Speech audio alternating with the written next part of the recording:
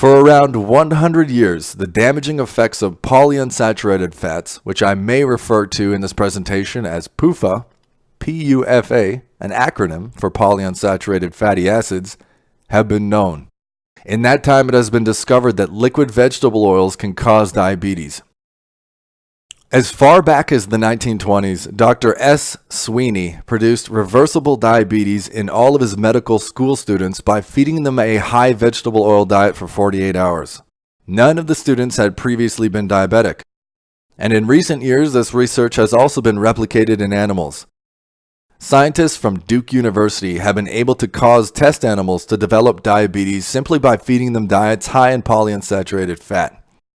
Let it be known, vegetable oil and other polyunsaturated fats cause diabetes.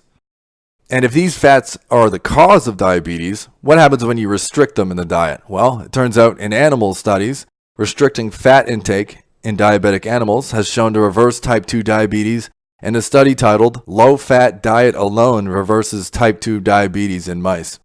In humans, clinical studies using low-fat diets have also shown complete reversal of the disease. Hey, it's Mark.